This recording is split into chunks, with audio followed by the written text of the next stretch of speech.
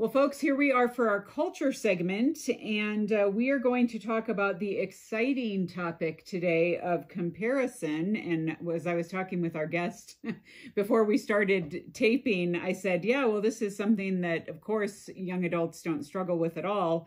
And we got a good chuckle out of that. So I want to introduce you to a new friend of the Boundless Show, Rochella Parham. Rochella, welcome. Thanks so much for having me. I'm delighted to be here, Lisa. Well, very fun and our privilege. Rochella is, she's an author, she's a blogger, she's a speaker. She blogs at her website, Imparting Grace, and we will have a link to that for all of y'all. But she also is the author of the book Mythical Me, Finding Freedom from Constant Comparison. And that's what we're going to go ahead and talk about today, because I think that it's just increasing in our culture. It's almost like assumptive. It's not like you say, oh, well, I'm gonna compare myself with others because maybe then I will improve or it'll give me some great ideas of things to work on. It's just something that now is second nature to us because of social media and so many other things going on in our culture. And Rochella, I appreciate that in the book, you are very forthcoming about this being something that, hey, you're not immune to, and you certainly haven't been in the past. So talk a little bit about how comparison for you even went back to childhood. Take us back there and really where some of this was seeded. Yeah, it does. It did in fact go back to childhood, and I think that's true for a lot of us, but my situation is a little unusual, and it's something I wasn't actually aware of, Lisa. Just in a nutshell, I once spent a wonderful day with 3 friends, but at the end of the day, as I recounted the time to my husband, I compared myself to each of those women. And my husband stopped me mid-sentence and said, you do this all the time. You compare yourself to every person you come in contact with, and you pick out their best attribute and assume that you should have their best attribute. And he went on to say, you've created this mythical composite woman made up of all these good attributes, and that's who you think you're supposed to be. Well, I'll be honest and say I was a little salty when he first told me this. We'd been married for 15 years. I didn't realize I did this, and I was kind of defensive. But later, in a time of vulnerability and actually some relational stress, I came back to this, and I ended up seeing a professional, a mental health professional, who helped me to understand that, in fact, this was a pattern for me. And we traced it back layer by layer to the fact that I was born with a birth defect. I have a huge birthmark of all things. It covers most of the right side of my body, a port wine stain. And so from my earliest days, but when I was a tiny girl, I was always looking around and looking at the other kids and realizing that I was different from them. They were very obviously, to me, they were better than I was. I felt like I didn't fit in. And that's kind of what started it for me. And it's a pattern that just grew and grew until it really had become a difficulty in my life. And it was creating all kinds of relational problems in addition to just the problems it created for me. Yeah. Well, it's so funny because even getting back to what you said, your husband, kind of confronting you on your comparison with friends, it's like when we do that, it almost is like a backhanded, like we're trying to make it a good quality about ourselves because we say that we're just building other people up, but then we add that little flip end of it of like, well, they're so this and this. I wish I was more like that. And so it becomes this like less than, more than, less than kind of thing. And I think that's where it gets kind of to be a trap for us. So absolutely. It is a trap. And for years when I would look for help, oh, Lisa, the help that I found was so trite. Lots of pop psychology and, oh, you're perfect just as you are, which of course is nonsense. nonsense. And I was never able to find anything that actually helped me get out of that trap of constant comparison. Yeah. Well, talk a little bit about, I like where you say in the book, you say that really comparison, we immediately think, of course, now because it's so talked about in relation to, digital addiction and social media and fear of missing out and all that kind of stuff. It's always a bad thing. But you actually say in the book, really, I like you the way you say this, you say comparison itself is simply a tool. And so give us a couple, the good comparison versus the bad comparison kind of thing and how we can tell the difference. Yeah, well, when I began studying it, more than once, I heard Christian teachers say that comparison was a sin. And I thought, well, now, wait a minute. And I started actually looking at the tool of comparison. And honestly, I realized that comparison is, putting something on one side of the scale, another thing on the other, and looking for equilibrium. So, for instance, when my son was in the hospital and alarms would go off because maybe his oxygen saturation had dipped too low, well, they were comparing his level of oxygen with an ideal. That's a very helpful comparison. It was life-saving. Or, when we think about the fight for justice around the world, people have realized that, let's say, for instance, the way Christians are treated in many areas of the world where they have to go underground, they're fearful for their lives. We can take a stand against that because we compare that with the way Christians are treated in a free society where they're able to assemble freely. That is a very helpful comparison. And furthermore, comparison is a teaching tool that Jesus used all the time. He would say, oh, the kingdom of God is like, and he would give us a picture and we would understand. So there's so many helpful comparisons.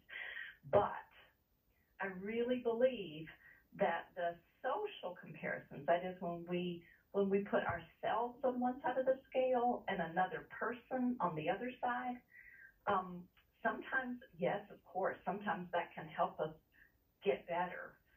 But I really believe it's problematic because it's an isolating act. It separates us from one another. And I think that's where the problem comes in. Even though it's a very natural human tendency, it's still isolating. And I just don't think that's what we were created for. Yeah. What would you say? Let's talk a little bit about why you think humans are so quick to compare our own insecurities with another person's strengths. Like why is it that we can't just all come to the table and be honest about you rarely get into a social situation where you're like, well, here's what I'm really great at. No one's going to lead that in a conversation or bring that out at dinner or whatever. What is it? Is it kind of like a false modesty, or why is this so prevalent in our culture today? I think some of it is a false modesty. I think some of it is a very slightly twisted theology. Especially, I find a lot of young Christian women are taught that they need to try to model themselves after the, quote, Proverbs 31 woman, which means they need to be all that in a bag of chips. So they're never actually studying what Proverbs 31 stands for. Another is that I think a lot of times we have really good motives, but we perhaps don't quite comprehend the great love of God and the very high level of love and care and compassion that God has for all who are made in His image. So it can be a false modesty. We want to cultivate Christian humility. We really do. But we confuse that virtue of humility with, say, self-deprecation, putting ourselves down. And we end up in a bit of a bind that doesn't have to exist if we can really, I go back time after time after time to the 3rd chapter of Ephesians, to Paul's prayer, that we would begin to comprehend the love of the Lord. That's what he prays for, is that we would comprehend, because it's almost beyond comprehension. And yet, the comprehension of God's love is what can lead us into starting to overcome that insecurity. I mean, we know we're not perfect. That's why some of the pop psychology is so bothersome. The answer is never going to be, oh, you're perfect just as you are. That's not true. Mm-hmm. None of us is perfect. That's never going to be the answer. Mm-hmm. And I'm sad that in Christ we can have a real answer, but sometimes we get a little twisted along the way. Yeah. Well, and you definitely go into that in the book itself, first saying that, you know, most of us struggle to accept that we're loved by God. We certainly have trouble expressing that and understanding it. And then really it does come down to identity. In fact, I want to use quote a Henry Nouwen quote that you use in the book, where he says, "We're not what we do. We're not what we have. We're not what others think of us. Coming home is claiming the truth. I am the beloved child of a loving creator." It's almost like we all need to just write that down and like say it every morning when we get up, you know? Right. That's a very good idea. Absolutely. And it's so funny sometimes in our quest for humility, we will say, I am absolute trash. I'm terrible. I'm nothing but a sinner. Mm-hmm. That isn't true. Mm-hmm. You're not nothing but a sinner. You're a beloved child of God. And so I think true humility is actually agreeing with God about the truth of you. It's like Proverbs, the 3rd chapter of Proverbs, trust in the Lord with all your heart and lean not on your own understanding. Your own understanding of yourself may make you think that you're unworthy, but what God says about you is that you are his beloved child. Mm-hmm. Yeah. Created by God, redeemed by the blood of Christ, enlivened by the Holy Spirit. Wow. Yeah. Well, and I want us to go into a couple suggestions that you might have for really how we can not lose perspective on this love of God. But before we do that, I want you to back up, and because again, talking about comparison, like what's the difference? How do we recognize signs of unhealthy comparison? Because I think, you know, I'm not fooling anyone to say like, I cannot, you know, I did it in high school. I can no longer do it. I wasn't good at it then. I'm not good at it now. Calculus is not my strong suit. That is just being honest. Like that's a statement of fact. So that's not me downplaying myself or whatever. So how do we discern? But I can easily see sneakier things where I would say, well, you know, I'm not good, you know, or I'm less of a person because of XYZ. That can creep in too. So what are some of those signs of unhealthy comparison that we should be kind of nipping in the bud as we see them creep into our thought patterns? Anything that, well, to begin with, when we start from a place of insecurity, and when a looking around at someone else leads us to a greater feeling of insecurity rather than a place of encouragement. We have to remember the enemy of our soul is the accuser. So when looking at someone else and recognizing that they are beloved and blessed is a wonderful thing. But when that leads us to think that we are not also beloved and blessed, then we're into a very inappropriate path. Yeah. One of the things that I came to learn was that was actually God revealed to me that the fact that another person has a gift or a talent that I lack does not indicate a deficiency in me. Instead, it demonstrates the beauty of God's design for humanity. God, who is in his very being a community of three persons, designed mankind in his image. So God, who is relationship, designed us for relationship. So a comparison that leads us to greater relationship, cooperation, compassion for one another, that's okay. Mm-hmm. A comparison that leads us to isolation, feeling less than, feeling more than, feeling discontent and insecure, that takes us away from relationship, and that runs against God's purposes. Yeah. It's so true. And it's just funny to me how, we could kind of put those parameters down and say, and it's still hard because we'll say like, okay, well, they have this gift and I have this gift, but I like their gifting better than my gifting. So I wish we could trade. Absolutely. We always want what we don't have. And of course, with our audience, it's very easy to, in fact, we just had an article on this not too long ago about the comparison of being single and being married. And those who are single and wishing they were married are wishing for that and thinking that God's not blessing them. And then we have the marrieds who are like, you have so much freedom and I wish I were in your shoes. And, it's like we can never seem to be satisfied with what God's given us and the gifts that he's given us for this season. So yeah, it's wild. Well, I do want to give you... I do think one of the things... I'm sorry, go ahead. No, go ahead. One of the things that we must do is not just count our blessings, because honestly, you start counting your blessings just for the sake of counting your blessings, and it's real easy to start counting someone else's blessings and just go right back into comparison. But if we can look at the way we're blessed right now in this season and let that draw our gaze to God who gives the blessings and recognize that there's no shortage of blessing. So someone else may have something we dearly want or that we wish we had, but we have something that someone else dearly wants and wishes they had. So if we can allow looking at our own situation to lead us to God and realize that God has absolutely no scarcity, no scarcity at all.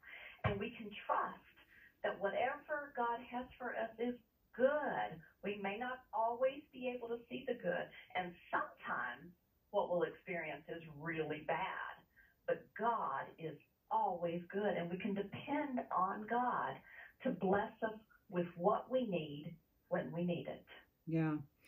Well, let's kind of in the last few minutes that we have here, Rochella, I would love for you to, one of the things that you talk about in the book, in both understanding, our struggle with comparison and then also understanding the love of God and our identity in Christ.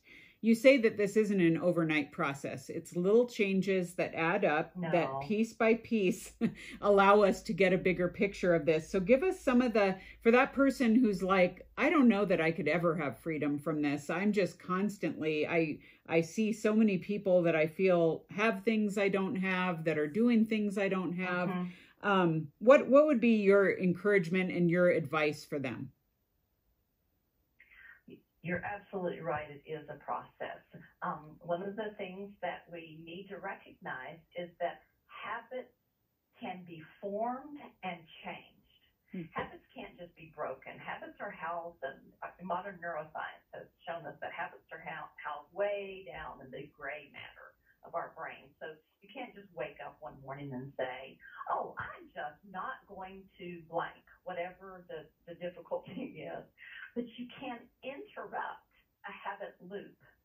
So, for instance, I know so many people who keep their cell phones right by their beds.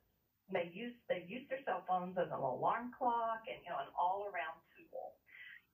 I say one place to start is buy yourself a cheap alarm clock and plug your cell phone in the next room. Do not have your cell phone right by your bed.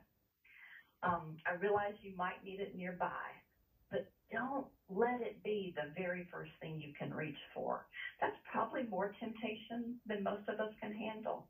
Instead, when the cheap alarm clock goes off, start your day right there before your feet ever hit the floor. I like to start with the Lord's Prayer and ask that God's will be done on earth as it is in heaven. Well, I get a little more granular than that.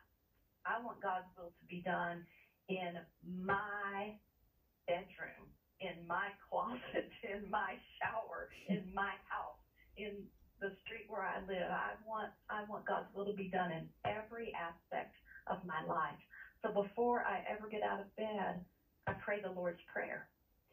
And that has helped me. Rather than reaching for my phone where I can immediately flip to Instagram, I reach instead for asking God to lead my day. Actually, I would say even before you get out of bed, chances are good you didn't get enough sleep because maybe you were scrolling through your phone late at night before you finally laid it down. Mm-hmm. Most of us don't get enough sleep. And in our lack of rest, we're more vulnerable to attack. So start with some sleep, which really is an act of trust that God will take care of you. Use a cheap alarm clock to get up, and then proceed through your day one by one, recognizing the temptation to compare, and allow yourself to recognize that the habit can be changed. Now, I'm not saying you're going to be cured of comparison. These social comparisons it's just the way our brains are wired. We look at others. It's the way we measure ourselves. But you don't have to be stuck in the trap of constant comparison. For one thing, you have the tool of prayer available at any time. So when I'm really tempted, I have learned to use little breath prayers. That right in that moment, I'm probably not strong enough to look to God and pour out in my heart right in a moment of the trial of fire. But I can say, Lord, ground me again in your love. That simple little prayer, I just kind of keep it in my pocket, and I can pull it out right at the moment that I'm tempted. And, I'm asking God. That's not a wish. That is a request to a very powerful God to help right in that moment. And another thing I do is when I have engaged in a comparison, will recognize that I let it take me down the path of bad, down the path of envy, or down the path of real insecurity. Instead of beating myself up, I've learned to say, Lord, thank you for blessing Betsy, or whoever I was comparing myself to. Thank you for the way you've blessed her. Please continue to bless her. Mm-hmm. And Lord, I need your blessing as well. Mm-hmm. Beating yourself up is not really a good strategy. Yeah. Looking to God, who loves you so much, and asking for help, just step by step, these can become new habits. And the new habits can take the place of the old bad habits. But expecting to be able to overcome it, by tomorrow or by Christmas, that's not going to happen. It's going to take years of these new habits. That's what, we undertake these spiritual disciplines to realize more and more the love of God, and to try to ask God to help us become more like Christ, who had such trust in his Father that he didn't need comparison. Yeah.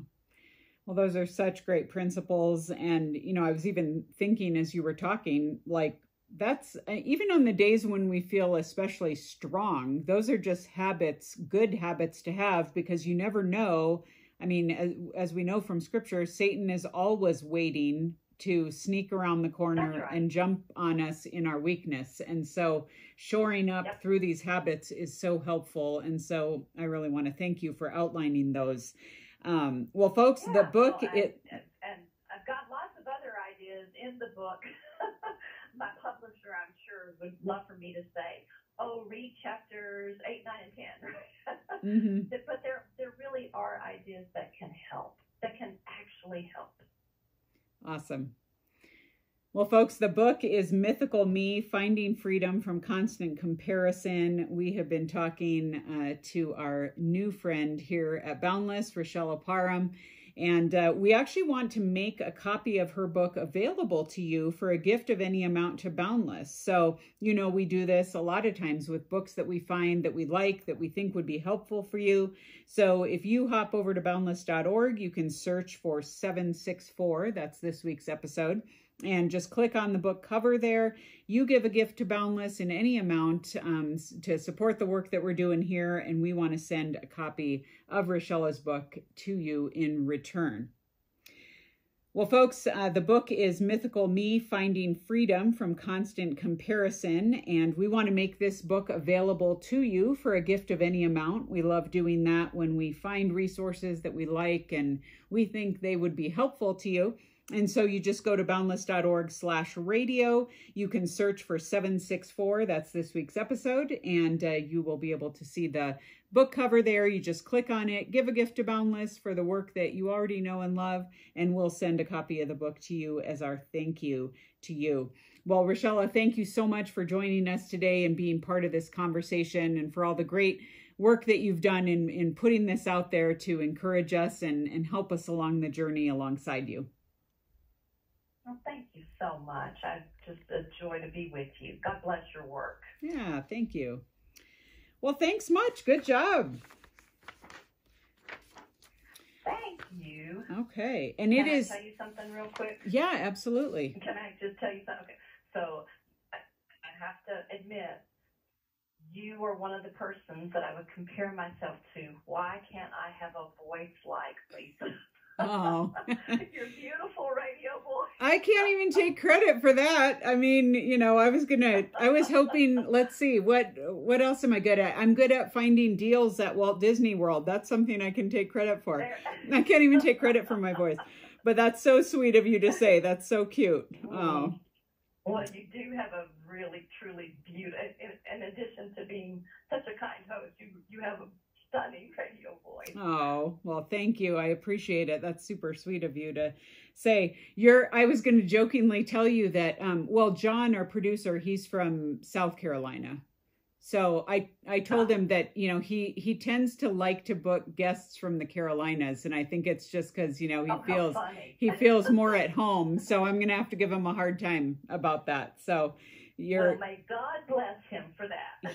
Well, folks, welcome to this week's episode of The Boundless Show. Lisa Anderson here with you. And later on for our inbox, we have a listener and her boyfriend who are thinking about getting engaged next year. And she's wondering, well, how do I kind of guard my heart during this waiting time? And what do I need to know? What do I need to do? One of our counselors, Jeremy Keaton, is going to weigh in on that.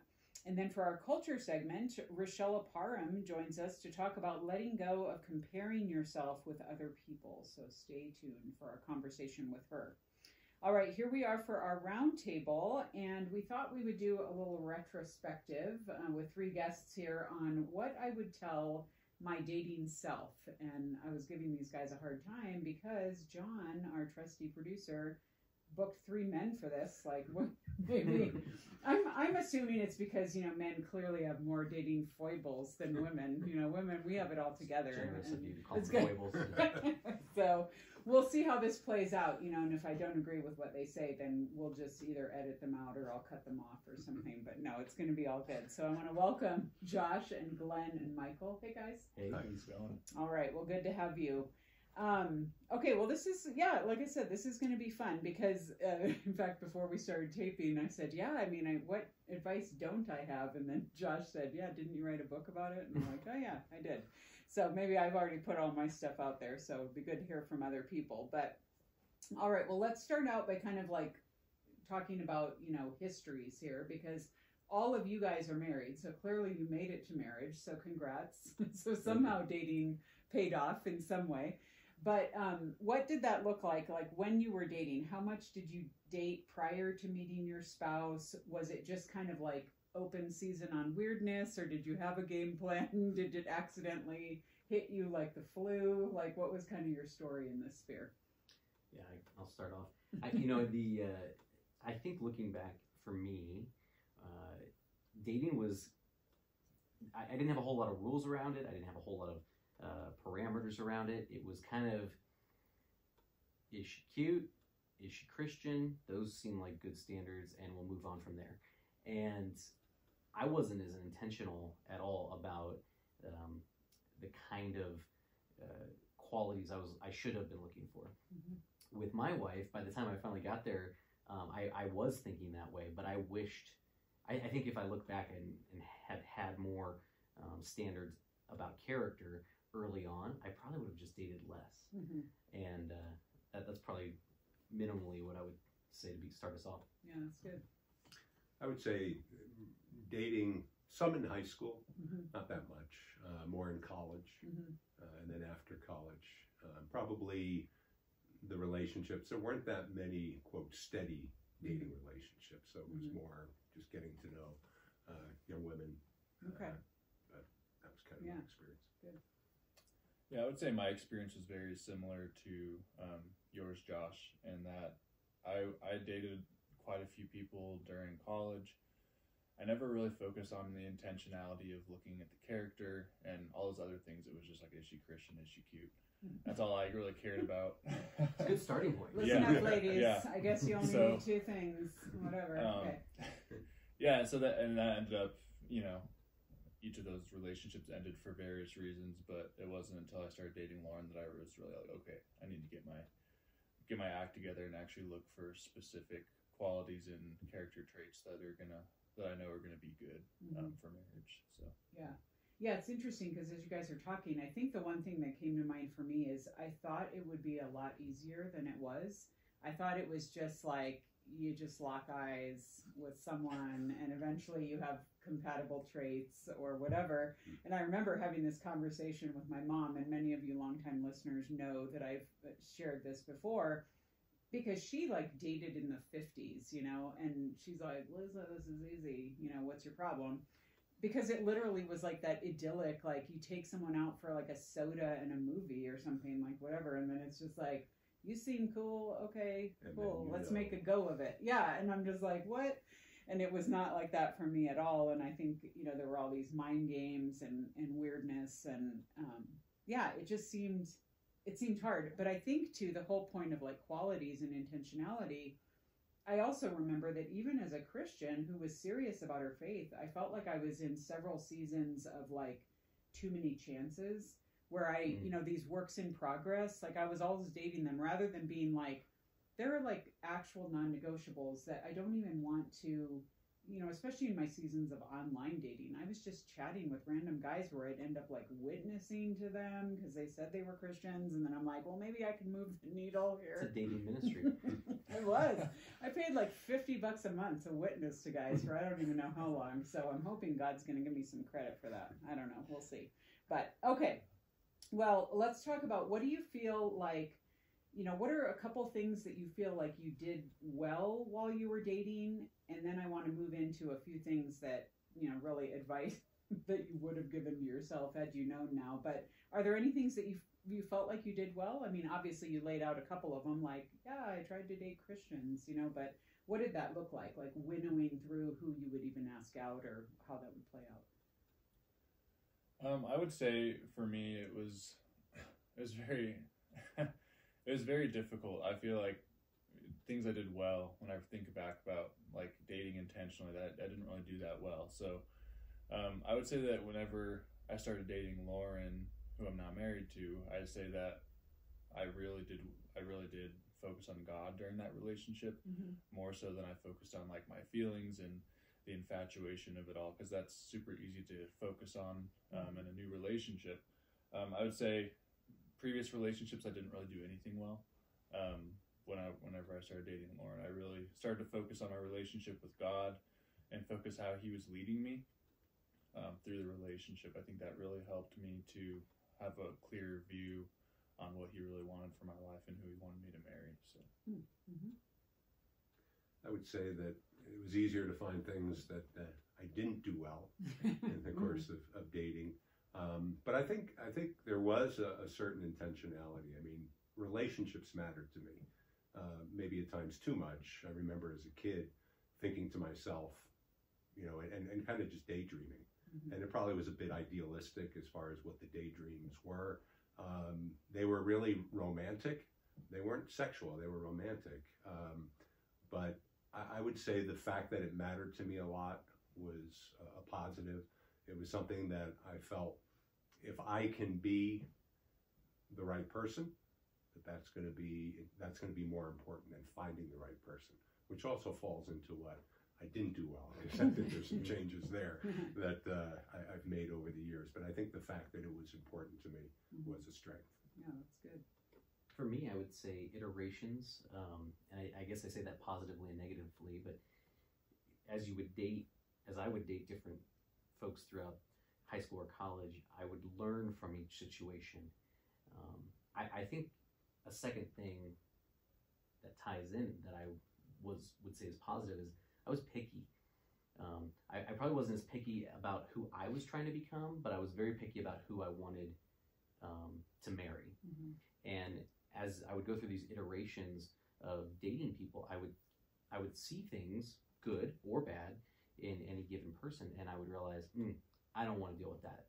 I don't want to spend a lifetime dealing with dishonesty or somebody who's insanely jealous or someone who tells me that they know this is what God wants us to do and it's violating my conscience or not following my lead on something. So there were I would say iterations that I would learn from. I wish I didn't date so many people still, so I wish I could have learned those iterations maybe more through discipleship rather than experience.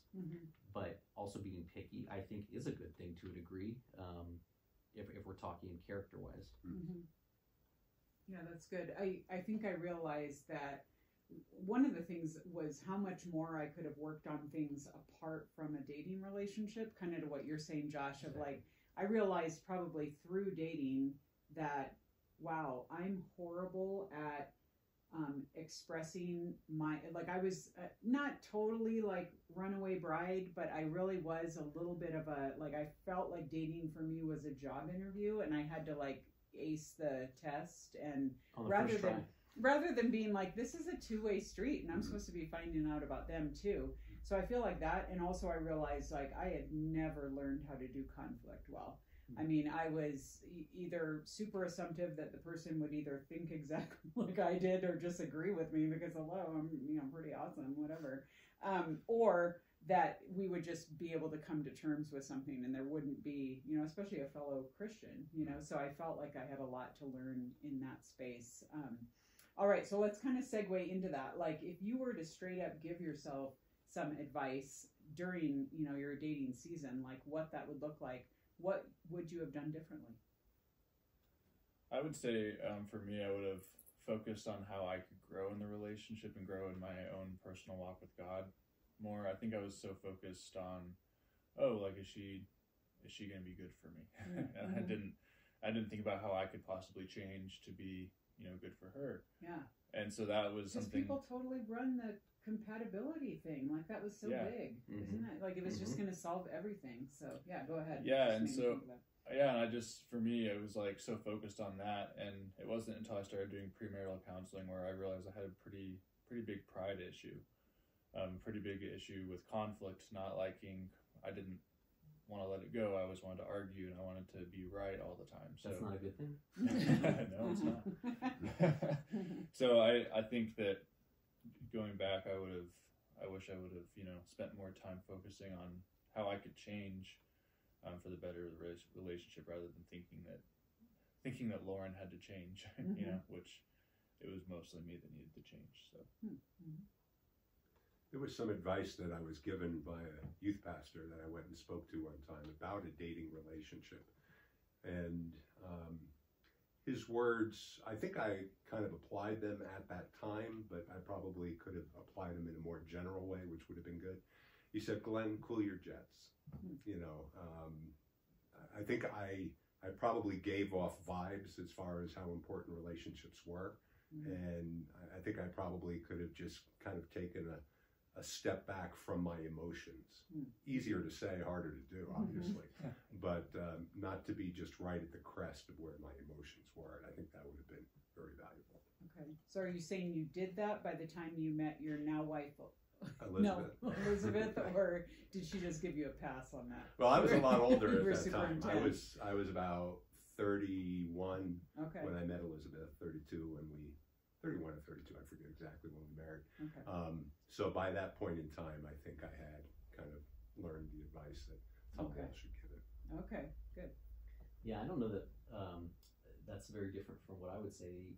I think looking back in a retrospect on how I dated, it went from emotion to emotion, crush to crush, and there was probably some theology that was in my head too about how I'd find my wife, my future wife at the time, about maybe a little bit of love at first sight or something of that nature, and so whoever could produce the most substantial emotion in me by how they interacted with me or how they looked at me or whatever, maybe that's what drove me.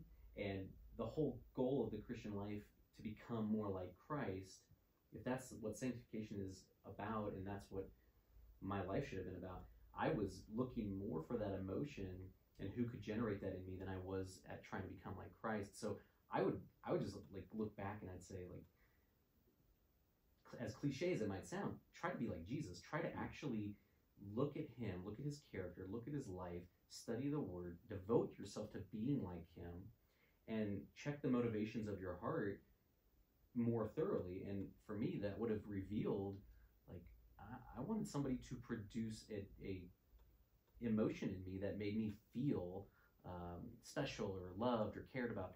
And I was looking to essentially a future wife, or the idea of a future wife, to be more messianic than Jesus himself. Mm-hmm. Okay. So that brings up a good point. Is there anything, like, in the course of your dating, like with any of your relationships, including the people you're now married to, where you felt like, I wasted a lot of time doing this and it ended up not being important in the long run, whether it was ways that you spent your time, stuff you focused on, questions you asked, kind of getting back to the compatibility thing, like, are we compatible in 12 different areas or whatever? And is there anything that you feel like, oh, I wish I would have prioritized this more? And I'll just say, I'll give one.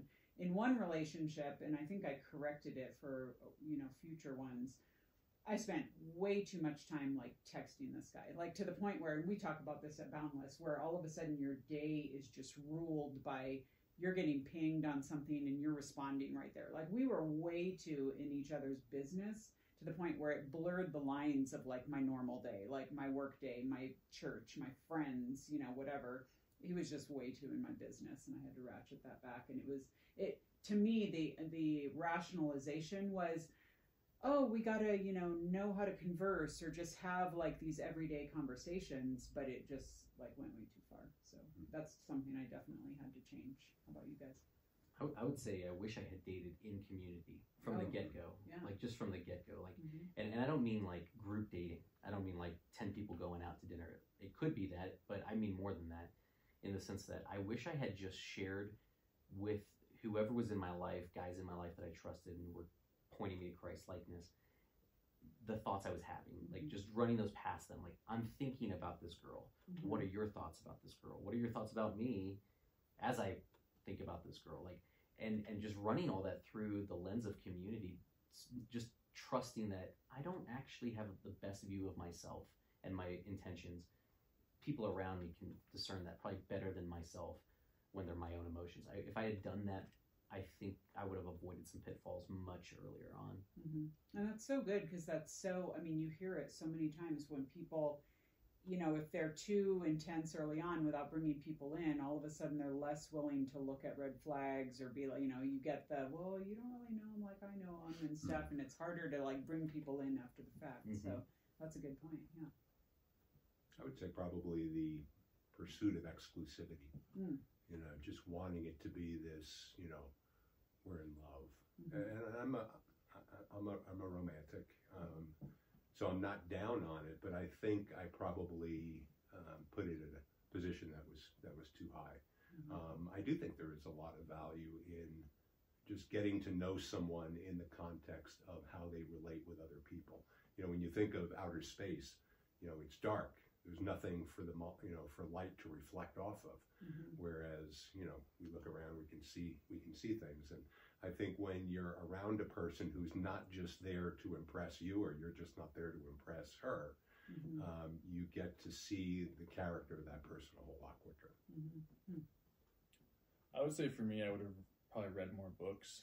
I feel like for me, specifically Gary Thomas, reading some of his books, Sacred Search and Sacred Marriage, I feel like those two books that I read, I feel like they were both super helpful in helping me figure out all of those things that we're talking about here. Those, like, why do I feel this way? Why do I think these things? And so I think one of the most profound things that he said that really stuck with me is don't marry somebody based on the one thing that's going to decline over time, which is looks.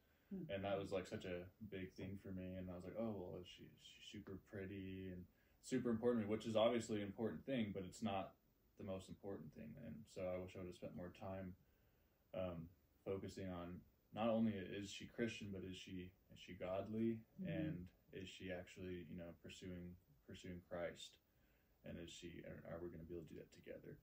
And I feel like I didn't spend near as much time focusing on those qualities and reading books on how to pinpoint those different character traits. So. Yeah, that's good. Yeah. It's interesting. I had John take down, he was talking to Bailey, who's one of our coworkers here, about something she would say, and she had mentioned this, and John said, oh, I'm going to write this down because this is good. Kind of that whole idea of like, recognize in a relationship what's normal and what's not normal. Like, so many people will try so hard, you know, to Glenn's point, like, because they're a hopeless romantic, or they just want, you know, they think like, we're Christians, we should be able to make anything work. They overlook issues or problems and think that certain behaviors are normal, when it's like, you shouldn't. If you're exhausted from trying to make your relationship work, you need to consider that this might not be working, you know, or if you're constantly trying to placate the person you're dating, or you're changing yourself to date them and stuff. And she said that was a really great learning for her. She said, you know, it isn't normal to feel like you're a problem, or that you're annoying, or that you're at fault all the time, or that your opinions don't matter. That's something I've seen with a lot of girls I've met who've been in bad relationships. You know, when things are off, you tell yourself it's normal to feel this way, or to explain away bad behaviors, but it's important to understand what's normal and what's okay.